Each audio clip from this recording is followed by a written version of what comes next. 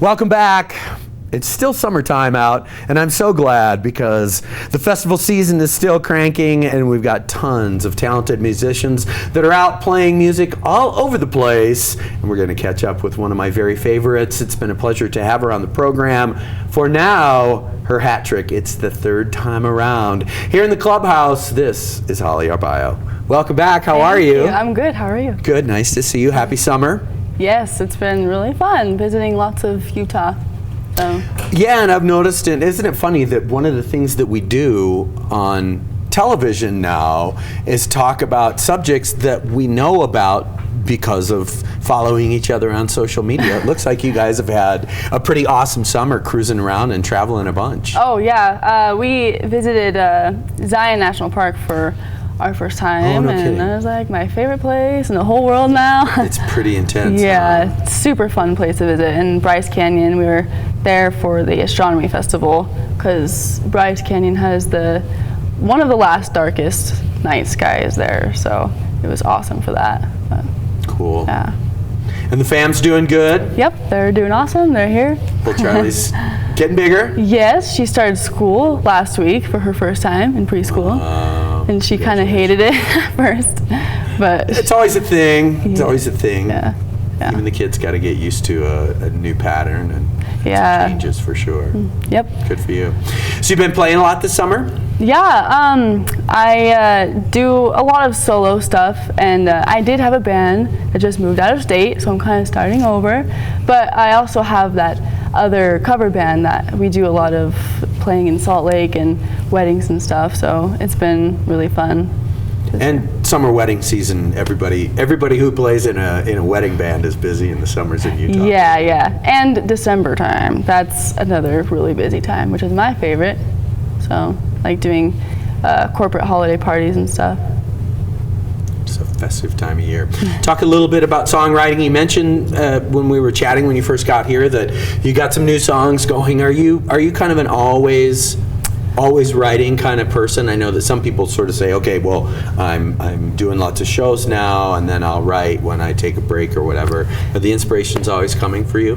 Yeah, I don't perform as much as I will want to in the future, but so I am doing a lot of writing right now, and I don't know, it just never really ends, I guess. I just when something comes, I start writing. So I started working on an album with Johnny Cowan, and in the middle of that, I started writing like 10 more songs, so we added a few more to the list, and taking a little bit longer because of that, but yeah, I should be having my first album out, available sometime in spring 2017, so.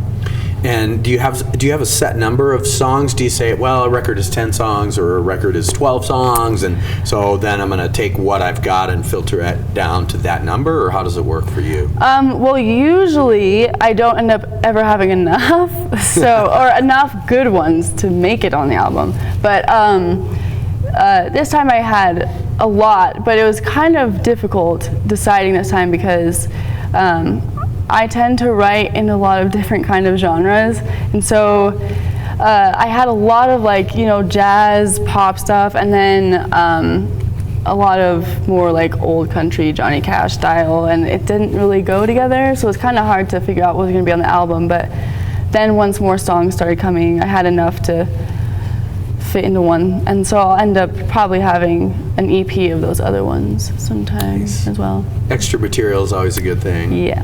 and you mentioned that earlier when we were chatting about the fact that you write in a lot of different genres, and that you're kind of still in the process of finding your voice, although I always kind of feel like that term is a little bit limiting, especially when you hear things in different types of genres and follow your muse, which is awesome. Talk about that process and how hard you're editing or aren't in the songwriting.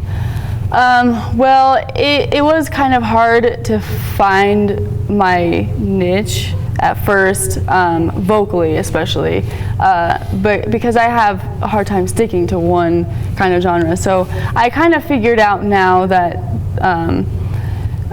things for performing, like the songs for performing, all those different kinds of gigs, and my album stuff is more jazz and all that. And then since I do enjoy writing these other styles, I have been actually getting into film and TV placement, and so I figured, excellent, you could do any kind of song with that, and that's what I'm wanting to do mostly in the future. So yeah. And how have you found that process so far? Because obviously we have lots of artists on Park City Television, especially during Sundance time, that are pursuing that process. And the sense I've always got, kind of as an outsider, is that there's a lot of work that has to be done, but then you almost have to just kind of, once everything goes out, you have to just kind of sit back and go, okay, I'm ready for that. I don't want to say luck, but that moment when the right person with the right ears for the right project finds the right song of yours and the right delivery and all that stuff, but it can be life-changing.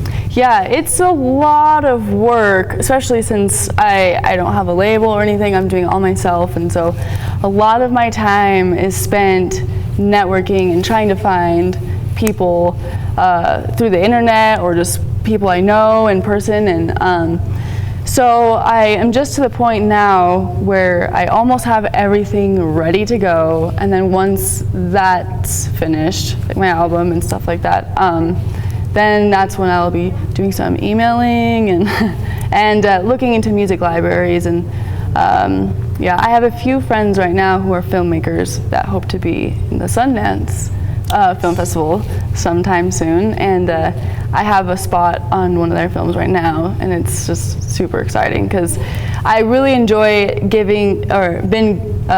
having like a scene, like a specific scene for me to write to.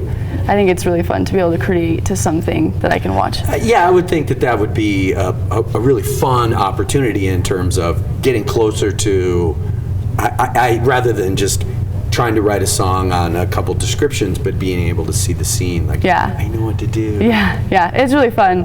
I feel like I could be more specific, and it helps a lot with that. So cool. Yeah. So I know that the last time you were here, we premiered a video.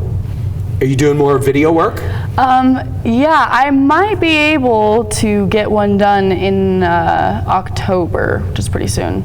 My brother is the... That's right. Yeah, he's amazing, but he lives pretty far away in Vermont, so it takes a while for me to get there, but I might be out there in October. And he doesn't come, I seem to recall that he doesn't come out from his his quarters a whole lot. Yes, he's like way far in the woods, like barely able to have any service or anything, so. So you gotta go to him. Yeah, but it's nice because my whole family is over there, so it's a good visit, so. Good for you. Yeah. We better do social media.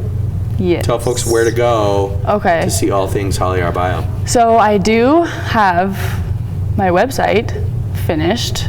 Sweet. It doesn't have much music on there right now, just a couple samples, since I don't want to give anything away until it's completely finished. But I have some videos on there, and you can contact me through that. And then I have Facebook, just Holly Arballo Music, and then Instagram, Holly Arballo Music, and Twitter. I don't really use Twitter that much though. So. It kind of feels a little bit like Twitter is trending down. I'm kind of hoping it does, because it's hard to keep up with so many social media platforms. I've kind of gotten too much. So that I feel comfortable with Instagram as far as my reach there, and of course Facebook. And yeah. Cool. Well, it's great to see you. It's great to hear you. Thank you for being here. Yeah, and you thanks. got more tunes coming up in the show. Yep, thank you for having me. Always. We'll be back with more Holly Arballo in the second half of the show, but first we're going to do a little bit of weather and check in with our Caitlin Burris. She's got some more news coverage that you don't want to miss. Please stay tuned.